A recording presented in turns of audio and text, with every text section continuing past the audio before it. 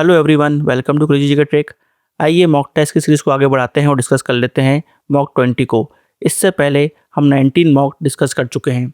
आज कुल मिलाकर हम 500 जीएस के इम्पॉर्टेंट एमसीक्यूज़ को डिस्कस कर चुके होंगे। ये सभी एमसीक्यूज़ प्रॉपर रिसर्च के साथ, एनालिसिस के साथ आपके सामने आए हैं। यहाँ पर जो एसएससी का ट्रेंड चेंज हुआ है, पैटर्न चेंज हुआ है और जो पीवाईक्यू का एनालिसिस किया गया है, उसके आधार पर ही ये पूरे क्वेश्चंस बनाए गए हैं। हर क्वेश्चन आपके लिए बहुत इंपॉर्टेंट है। तो फ्रेंड्स, इस बात को ध्यान में रखते हुए हमने एक मास्टर 500 एमसीक्यूज़ की पीडीएफ बनाई है, जहां पर आपको ये पूरे क्वेश्चंस टॉपिक वाइज फॉर्मेट में देखने को मिलेंगे। एमसीक्यू के साथ साथ यहाँ पर आपको डिटेल भी देखने को मिलेगी, ताकि अगर कोई भी रिलेटेड क्वेश्चन आपके सामने आए तो आप उसको सॉल्व कर सकें। यानी कि आप इस पीडीएफ को अगर पढ़ते हैं तो लगभग 2000 से ज़्यादा क्वेश्चंस को आप सॉल्व कर सकेंगे एग्जाम्स में। यहाँ से डेफिनेटली आपको एग्जाम में क्वेश्चन देखने को मिलेगा। ये बहुत ही इंपॉर्टेंट पीडीएफ है। जो स्टूडेंट्स इस पीडीएफ को लेना चाहते हैं, डिस्क्रिप्शन में लिंक है, वहाँ से आप इसको ले सकते हैं। चलिए कॉपी पेन लेकर मॉक टेस्ट के लिए रेडी हो जाइए। एक एक क्वेश्चन को ध्यान से सुनिएगा और आंसर करें। लास्ट में कमेंट बॉक्स में अपना स्कोर जरूर बताएं। आइए देखते हैं पहला क्वेश्चन। 2025 महिला क्रिकेट विश्व कप में किस खिलाड़ी को प्लेयर ऑफ द सीरीज से सम्मानित किया गया? Shefali Verma, Deepti Sharma, Laura Wolvaardt, Harmanpreet Kaur.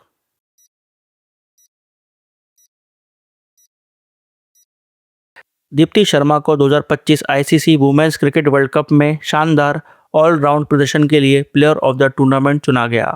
Right answer B, Deepti Sharma. उन्होंने पूरे टूर्नामेंट में 215 रन बनाए और 22 विकेट लेकर भारत की ऐतिहासिक विश्व कप जीत में अहम भूमिका निभाई। फाइनल में उन्होंने दक्षिण अफ्रीका के खिलाफ 58 रन बनाए थे और 5 विकेट भी लिए थे।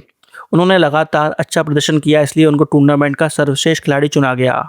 यहाँ पर इस बात पर ध्यान देना कि फाइनल मैच में शेफाली वर्मा को प्लेयर ऑफ द मैच चुना गया था। कंफ्यूज करने के लिए एग्जामिनर आपसे यहाँ से भी क्वेश्चन पूछ सकता है। चलिए देखते हैं नेक्स्ट क्वेश्चन। 1817 का क्षुद्र विद्रोह निम्नलिखित में से किस क्षेत्र में हुआ था? United Provinces, Bengal, Orissa, Madras.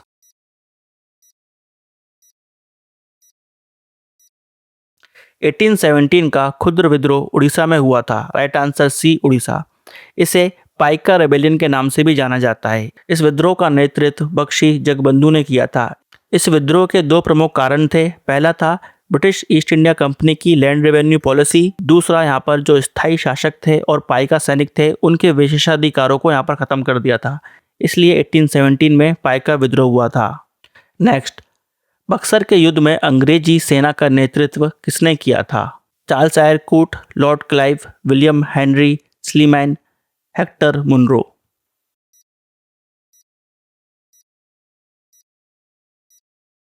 बक्सर का युद्ध 1764 में ब्रिटिश ईस्ट इंडिया कंपनी और भारत की तीन शक्तियों के बीच हुआ था, जिसको ट्रिपल अलायंस भी बोला जाता है। इस ट्रिपल अलायंस में थे मीर कासिम, अवध के नवाब शुजा उद्दौला और मुगल सम्राट शाह आलम द्वितीय। इस युद्ध में अंग्रेजों की सेना का नेतृत्व कर रहे थे हेक्टर मुनरो, और यहाँ पर उनको डिसाइसिव विक्ट्री प्राप्त होती है। इस जीत के बाद बंगाल, बिहार और उड़ीसा पर कंपनी का प्रभाव बहुत मजबूत हो गया था। इस युद्ध के बाद ही 1765 में इलाहाबाद की संधि साइन होती है। तो यहाँ पर राइट आंसर होगा D, Hector Munro. Next, Bharat की पहली स्पेस टेक यूनिकॉर्न कंपनी कौन सी बनी है? Skyroot Aerospace, Pixxel, Agnikul Cosmos, Bellatrix aerospace.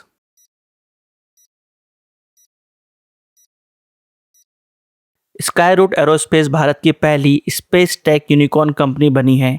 Company ने सफल फंडिंग राउंड के बाद 1 बिलियन अमेरिकी डॉलर से अधिक वैल्यूएशन प्राप्त की है। तो राइट आंसर होगा ए, स्काई रूट एरोस्पेस। 2018 में स्काई रूट एरोस्पेस स्थापित की गई थी। इसका मुख्यालय हैदराबाद में है। ये एक प्राइवेट लॉन्च व्हीकल विकसित करती है। कंपनी ने विक्रम एस नामक भारत का पहला निजी रूप से विकसित रॉकेट सफलतापूर्वक लॉन्च किया था। यूनिकॉर्न वो स्टार्टअप होते हैं जिनका वैल्यूएशन 1 बिलियन डॉलर तक पहुंच जाता है। नेक्स्ट, बौद्ध मूर्ति कला के शैलीगत विकास के आधार पर निम्नलिखित स्थलों को काल अनुक्रमिक क्रम में व्यवस्थित कीजिए। Arrange the following sites in chronological order based on the stylistic development of Buddhist sculpture. A, Mathura, B, Bharhut, C, Sanchi स्तूप।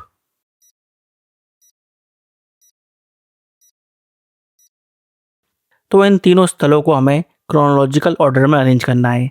सबसे पहले हमको बौद्ध मूर्ति कला का विकास बहरूत में देखने को मिलता है 2nd सेंचुरी BC में।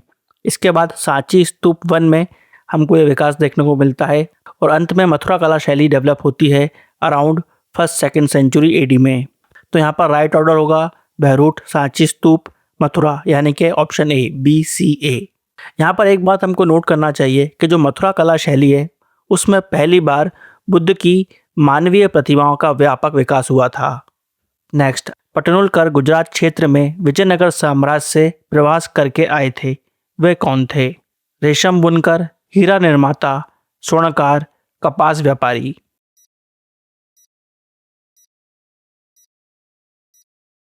पटनुलकर गुजरात क्षेत्र में विजयनगर साम्राज्य से आए थे। वे रेशम बुनकर थे। तो यहाँ पर राइट आंसर है ए सिल्क वीवर्स। विजयनगर के शासकों ने कुशल कारीगरों और शिल्पकारों को प्रोत्साहित किया था, जिससे वस्त्र उद्योग विशेष रूप से सिल्क वीविंग का विकास हुआ। इन बुनकरों ने हाई क्वालिटी के रेशम वस्त्र बनाए, जिनकी डिमांड इंडिया के साथ साथ विदेश में भी थी। आगे बढ़ने से पहले एक इम्पॉर्टेंट इन्फॉर्मेशन, अगर आपको ये मॉक टेस्ट यूज़फुल लग रहे हैं तो यहाँ पर फ्रेंड्स एग्ज़ाम से पहले आपको हर सब्जेक्ट का मॉक टेस्ट लगाना चाहिए, क्योंकि मॉक टेस्ट में ही आपको पता चलता है कि आपके वीक एरियाज़ क्या हैं, किस तरह से आपको क्वेश्चन को हैंडल करना है, कौन से क्वेश्चन को अटैम्प्ट करना है, कौन से क्वेश्चन को स्किप करना है। रोज़ एक मॉक टेस्ट लगाने की आदत जरूर डालें। क्रेजी जीके ट्रिक एप्लीकेशन पर भी हमने 50 नए मॉक टेस्ट तैयार करे हैं, जो कि लेटेस्ट एग्जाम पैटर्न पर हैं, सेक्शनल टाइमिंग के साथ। मैथ, रीजनिंग, इंग्लिश, GS चारों ही सब्जेक्ट के लेटेस्ट क्वेश्चन यहाँ पर आपको देखने को मिलेंगे। इस मॉक टेस्ट को भी आप देख सकते हैं, जहाँ पर आपकी कंप्लीट प्रैक्टिस हो जाएगी। एग्जाम से पहले मॉक टेस्ट की प्रैक्टिस बहुत ज़रूरी है, क्योंकि यही आपको रियल एग्जाम के लिए तैयार करते हैं। तो एक बार जरूर चेकआउट करें इन मॉक टेस्ट को क्रेजी जीके ट्रिक और रूट एप्लीकेशन पर। नेक्स्ट, आय के चक्रीय प्रवाह के संबंध में निम्नलिखित में से कौन सा कथन सही नहीं है? Which of the following is not correct regarding the circular flow of income? A, बचत तथा सरकारी व्यय दोनों ही आय के चक्रीय प्रवाह में अंतक्षेप हैं। Saving as well as government expenditure are injections to the circular flow. B, चक्रीय प्रवाह में लीकेज और इंजेक्शंस बराबर होते हैं। In a circular flow leakages are equal to injections. C, चक्रीय प्रवाह में वास्तविक प्रवाह और मौद्रिक प्रवाह विपरीत दिशा में चलते हैं।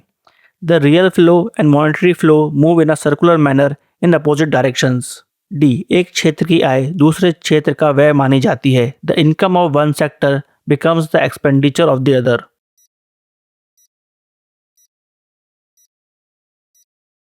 इस क्वेश्चन में हमको गलत स्टेटमेंट ढूंढना है। यहाँ पर जो पहला स्टेटमेंट है वो गलत है। सरकारी व्यय यानी कि गवर्नमेंट एक्सपेंडिचर अर्थव्यवस्था में धन बढ़ाता है, इसलिए ये इंजेक्शन होता है। लेकिन बचत आय के प्रभाव को कम करती है, इसलिए ये लीकेज कहलाती है, ना कि इंजेक्शन। इसका मतलब ऑप्शन ए में दिया गया स्टेटमेंट गलत है। तो राइट आंसर होगा ऑप्शन ए। नेक्स्ट, निम्नलिखित कथन और कारण को ध्यानपूर्वक पढ़िए तथा उपयुक्त विकल्प चुनिए। कथन, सरकार की राजस्व प्राप्तियां अपने साथ पुनर्भुगतान या वित्तीय दायित्व का कोई बोझ नहीं लाती हैं। The governments revenue receipts do not bring with them any burden of repayment और फाइनेंशियल लायबिलिटी। कारण, इन प्राप्तियों को वापस नहीं करना पड़ता तथा ये सामान्यतः कर और अन्य नियमित प्राप्तियों से प्राप्त होती हैं। These earnings are not meant to be returned and generally come from either tax related sources or other regular inflows.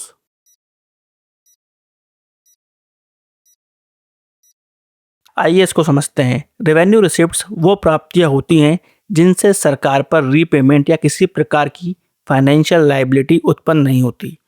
ये मुख्यतः टैक्स रेवेन्यू होता है, जैसे कि income tax, GST, custom duty, या फिर नॉन टैक्स रेवेन्यू जैसे कि कोई फीस, फाइन, डिविडेंड या फिर interest receipts.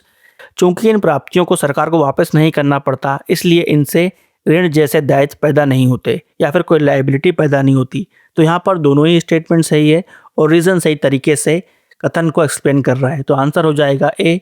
Both A and R are true and R is the correct explanation of A. Next, match the following. यहाँ पर हमको कॉलम ए और कॉलम बी को मैच करना है।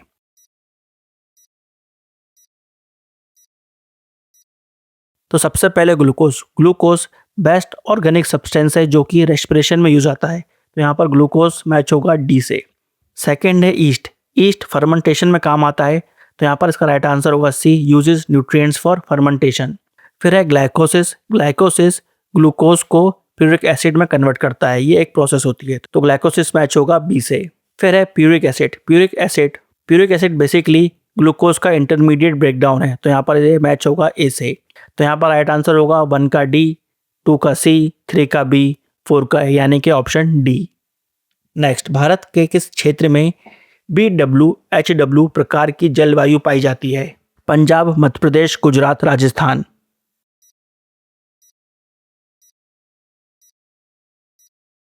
BWHW को कोपनहेगन क्लाइमेट क्लासिफिकेशन में हॉट डेजर्ट क्लाइमेट कहा जाता है। भारत में ये जलवायु मुख्यतः पश्चिमी राजस्थान, विशेषकर थार डेजर्ट क्षेत्र में पाई जाती है। तो यहाँ पर राइट आंसर होगा डी, राजस्थान। नेक्स्ट, 2025 में पुरुषों की श्रेणी में बैलन ड'ओर अवार्ड किसे दिया गया? Kylian Mbappe, Erling Haaland, Lionel Messi, Ousmane Dembélé.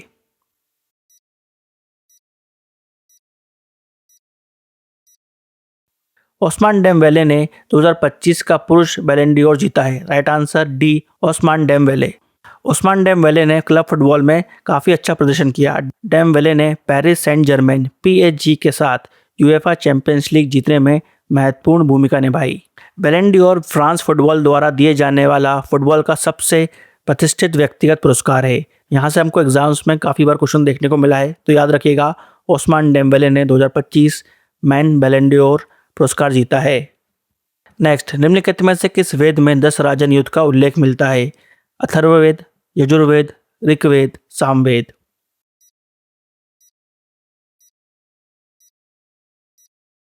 दस राजन युद्ध का उल्लेख ऋग्वेद के 7वें मंडल में मिलता है। Right answer C, Rigveda. ये युद्ध भरत जनजाति के राजा सुदास और 10 अन्य जनजातियों के बीच हुआ था। ये युद्ध परुष्णी नदी, जो कि वर्तमान में रवि नदी है, उसके तट पर हुआ था। इस युद्ध को राजा सुदास ने जीता था, जिससे भरत जनजाति की शक्ति और प्रतिष्ठा बढ़ी। नेक्स्ट, निम्नलिखित विकल्पों में से सही कथन का चयन कीजिए। ए, पूरे वर्ष मध्य भारत में पर्याप्त वर्षा होती है। There is plenty of rain observed in the central India throughout the year. B, शीत ऋतु में दक्षिण भारत में अत्यधिक ठंड पड़ती है। There is extreme cold in the southern India during the winter season. C, Kerala के तटीय क्षेत्रों में दिन और रात के तापमान में बहुत कम अंतर होता है। There is very little temperature difference between day and night in the coastal areas of Kerala. D, Rajasthan में दिन और रात के तापमान में बहुत कम अंतर होता है। There is very little temperature difference between day and night in Rajasthan.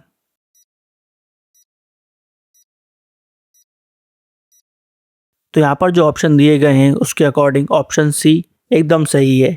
Kerala के तटीय क्षेत्रों में दिन और रात के तापमान में बहुत कम अंतर होता है। क्योंकि केरल समुद्र के निकट है, इसलिए यहाँ पर मैरीटाइम इन्फ्लुएंस बहुत ज़्यादा होता है, जिससे यहाँ पर तापमान का संतुलन बना रहता है। इसलिए यहाँ पर राइट आंसर होगा ऑप्शन सी। नेक्स्ट, शुभांश्री, जिया बरेली, धनश्री, पुथिनमारी निम्नलिखित में से किस नदी की प्रमुख सहायक नदियाँ हैं? गोदावरी, महानदी, भागीरथी, ब्रह्मपुत्र।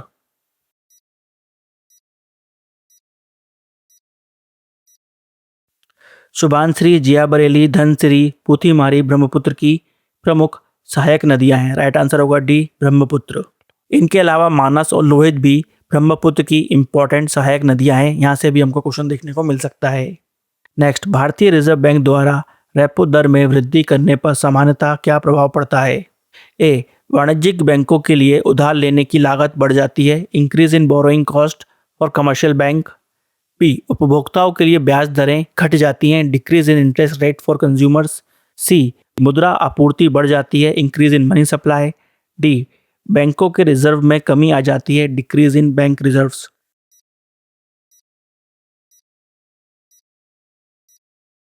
तो यहाँ पर आरबीआई रेपो रेट बढ़ा रहा है। रेपो रेट बेसिकली वो ब्याज दर होती है जिस पर आरबीआई बैंकों को यानी कि कमर्शियल बैंकों को शॉर्ट टर्म के लिए लोन देता है। अगर यहाँ पर रेपो रेट बढ़ेगा तो बैंकों को लोन महंगा पड़ेगा, यानी कि उनकी बोरोइंग कॉस्ट बढ़ जाएगी। तो यहाँ पर राइट आंसर होगा A, increase in borrowing cost for commercial banks. तो यहाँ पर ये कॉन्सेप्ट याद रखना, जब जब रेपो रेट बढ़ता है लोन की कॉस्ट बढ़ जाती है, मनी सप्लाई में कमी आती है और इन्फ्लेशन में भी कमी आती है। नेक्स्ट, कौन सा नियम ये बताता है कि ठंडे जलवायु क्षेत्रों में रहने वाले उष्ण रक्ती प्राणियों के हाथ, पैर, कान या अन्य बाहरी अंग गर्म क्षेत्रों में रहने वाले संबंधित प्रजातियों की तुलना में छोटे होते हैं? Which law states that endodermic animals from cold climate have smaller extremities or appendages than closely related species from warm climate? Rich का नियम, एलन का नियम, मुलर का नियम, हार्पर का नियम।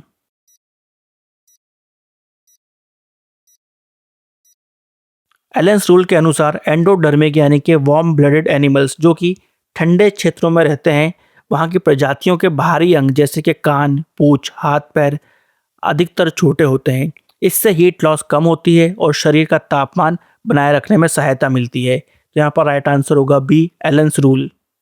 नेक्स्ट, भारत की जनगणना 2011 के अनुसार भारत में पुरुष और महिला साक्षरता दर के बीच कितना अंतर है? 24.84%, 16.68%, 21.59%, 18.30%।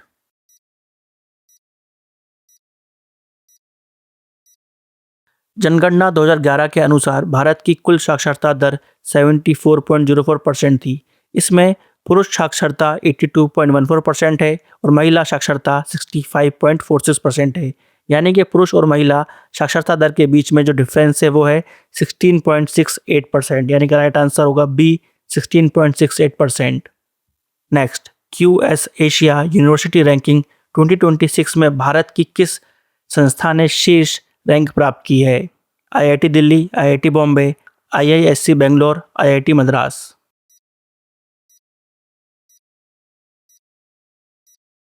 QS एशिया यूनिवर्सिटी रैंकिंग 2026 में IIT दिल्ली भारत का सर्वोच्च रैंक प्राप्त करने वाला संस्थान रहा।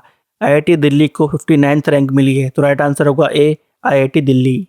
IIT दिल्ली के बाद IISc बेंगलोर 64th रैंक पर रहा, IIT मद्रास 70th रैंक पे और IIT बॉम्बे 71 रैंक पे। QS रैंकिंग में academic reputation, employer reputation, research output, faculty student ratio, international faculty, international students ऐसे फैक्टर्स को महत्व दिया जाता है।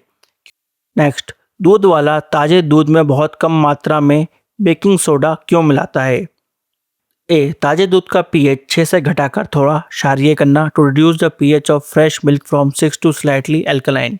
बी, ताजे दूध का pH 6 से घटाकर थोड़ा अधिक अम्लीय करना, to reduce the pH of fresh milk from 6 to slightly more acidic.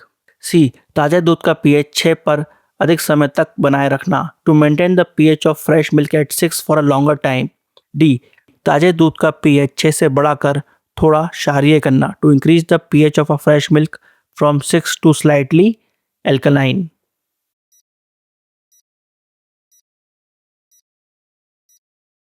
ताजे दूध का pH लगभग 6.6 होता है जो कि स्लाइटली एसिडिक है। समय के साथ बैक्टीरिया लैक्टिक एसिड बनाता है जिससे दूध अधिक एसिडिक हो जाता है और फट सकता है। इसलिए इसमें बेकिंग सोडा मिलाया जाता है जिससे ये स्लाइटली एल्कलाइन हो जाए। तो यहाँ पर राइट आंसर होगा डी, ताजे दूध का pH 6 से बढ़ाकर थोड़ा क्षारीय करना, इसलिए यहाँ पर बेकिंग सोडा मिलाया जाता है। नेक्स्ट, क्वाशी और कोहर के संबंध में निम्नलिखित कथनों पर विचार कीजिए। कथन, ये कुपोषण का एक रूप है जो आहार में वसा की कमी के कारण होता है। It is a form of malnutrition caused by a lack of fat in the diet. B, जिन बच्चों में क्वाशियोकोर विकसित हो जाता है वे उचित रूप से बढ़ या विकसित नहीं हो पाते और जीवन भर अवरुद्ध वृद्धि का शिकार हो जाते हैं। Children who develop kwashiorkor may not grow और develop properly and may remain stunted for the rest of their life.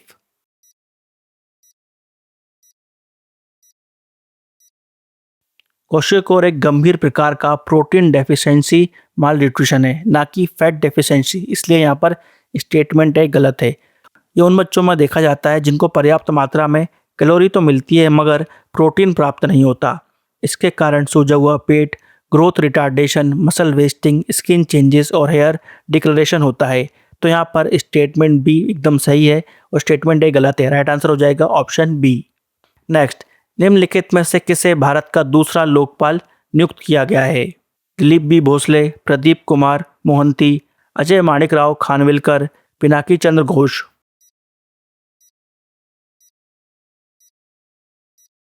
Justice Ajay Manikrao Khanwilkar को भारत का दूसरा लोकपाल नियुक्त किया गया है। राइट आंसर हो जाएगा सी।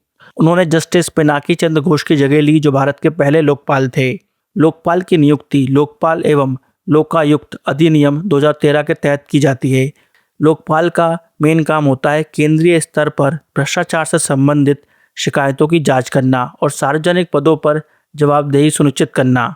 नेक्स्ट, वाइमार ट्रायंगल किन 3 देशों का क्षेत्रीय सहयोग समूह है? A Italy, Spain, France, B Poland, चेक Republic, Slovakia, C Germany, Austria, Hungary, D France, Germany, Poland.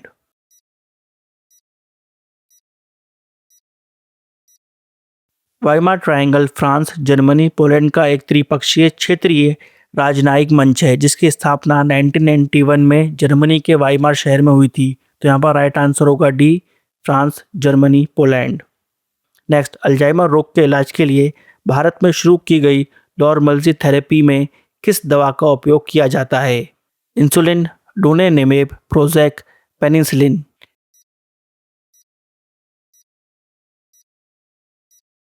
लोरमेल्जी donanemab आधारित थेरेपी है। तो यहाँ पर राइट आंसर हो जाएगा बी डोनेनेमेब। इस थेरेपी में ब्रेन में जमा एम्लोइड बीटा प्लेक्स को टारगेट किया जाता है।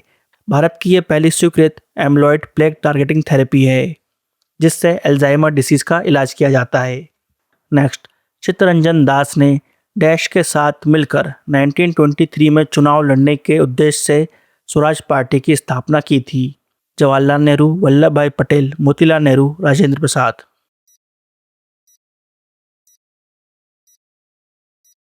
स्वराज पार्टी की स्थापना 1923 में चित्तरंजन दास और मोतीलाल नेहरू ने की थी। इसका उद्देश्य ब्रिटिश शासन द्वारा स्थापित लेजिस्लेटिव काउंसिल में प्रवेश करना था।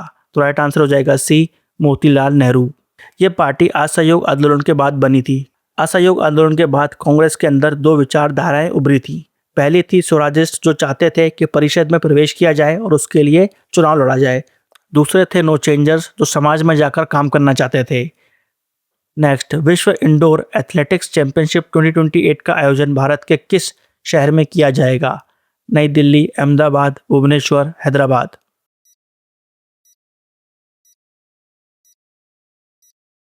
वर्ल्ड एथलेटिक्स काउंसिल ने 2028 वर्ल्ड एथलेटिक्स इंडोर चैंपियनशिप की मेजबानी भुवनेश्वर, उड़ीसा को सौंपी है। तो राइट आंसर हो जाएगा सी भुवनेश्वर। इसका आयोजन 3 से 5 मार्च 2028 के बीच कलिंग इंडोर एथलेटिक्स स्टेडियम में किया जाएगा। यह पहली बार होगा कि भारत किसी वैश्विक ट्रैक और फील्ड इवेंट चैंपियनशिप की मेजबानी करेगा, इसलिए यह बहुत इंपॉर्टेंट है। यहाँ से हमको क्वेश्चन देखने को मिल सकता है। तो ये था आज का हमारा लास्ट क्वेश्चन। अपना स्कोर कमेंट बॉक्स में जरूर बताएं। तो फ्रेंड्स, यहाँ पर हमने 20 मॉक टेस्ट को कंप्लीट कर लिया है। ये इस सीरीज़ का लास्ट मॉक टेस्ट है। अगर आप चाहते हैं ऐसा ही और मॉक टेस्ट हम कंटिन्यू करें तो कमेंट बॉक्स में ज़रूर बताइएगा। फिर से आपको मॉक टेस्ट की सीरीज़ देखने को मिलेगी। अभी तक जिन स्टूडेंट्स ने बाकी वीडियोस नहीं देखे हैं उनकी लिंक आपको डिस्क्रिप्शन में मिल जाएगी, वहाँ से आप इन वीडियोस को देख सकते हैं। फ्रेंड्स, इस वीडियो को लाइक करना और शेयर करना ना भूलें। मिलेंगे नेक्स्ट वीडियो में। जब तक के लिए सबको tata, bye bye, take care and all the best for your exams.